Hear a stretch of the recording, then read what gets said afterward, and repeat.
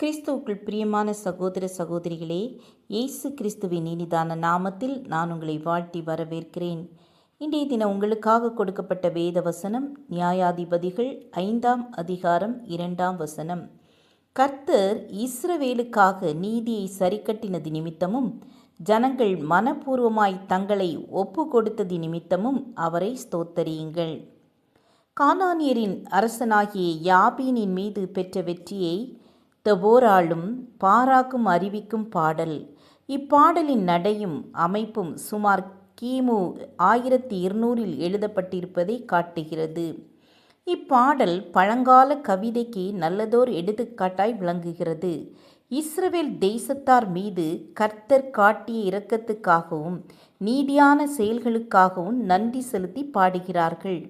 நம்முடைய வாழ்விலும் தேவன் தரும் எல்லா சூழ்நிலைகளிலும் நாம் தேவனை புகழ்ந்து துதித்து பாட வேண்டும். கர்த்தரை துதிக்கும் பாடல்கள் இன்ப நேரங்களிலும் துன்ப நேரங்களிலும் பயனுள்ளவை. நன்றி செலுத்தும் பாடல்கள் கர்த்தருக்கு மகிமையை கொடுக்கின்றன. நாமல்ல, அவரே நமக்கு வெற்றியை தருகிறவர், நீதி செய்கிறவர். பாட்டு பாடி தீர்க்க தரிசனம் சொல்கின்ற தெபோராக்கள் எழும்ப நாம் ஜெபிக்க வேண்டும். இஸ்ரவேல் கோத்திரத்தார் இந்த போரில் பங்கேற்கவில்லை. இருந்தாலும் தேவன் இந்த போரில் தெபோராளுக்கும் பாராக்குக்கும் தேவன் வெற்றியை தந்தார். சிசராவிடம் குதிரைகளும் இரதங்களும் இருந்தன. ஆனால் வெற்றி பெற முடியவில்லை. காரணம், தெபோராளும் பாராக்கும் தேவனாகிய கர்த்தருடைய நாமத்தை குறித்து மேன்மை பாராட்டினார்கள். வேதம் சொல்லுகிறது, எந்த ராஜாவும் தன் சேனையின் மிகுதியால் ரட்சிக்கப்படான், சௌரியவானும் தன் பலத்தின் மிகுதியால் தப்பான். இதை கேட்டுக்கொண்டிருக்கிற தேவ பிள்ளைகளே, உங்களுக்கு நீதி தாமதமாகி கொண்டிருக்கிறதா? உன் சத்துருக்கள் உனக்கு விரோதமாக எழும்புகிறார்களா?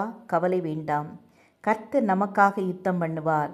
தேவனே என் சத்துருக்களுக்கு வரும் நீதி சரிக்கட்டுதலை நாம் காணும்படி செய்யும். சேனைகளின் கர்த்தாவே, உள்ளந்திரியங்களையும் இருதயத்தையும் சோதித்தருகிற நீதியுள்ள நியாயாதிபதி நீர். அவர்களுக்கு நீதியை சரிக்கட்டும் என்று நாம் ஒவ்வொரு நாளும் ஜெபிப்போம்.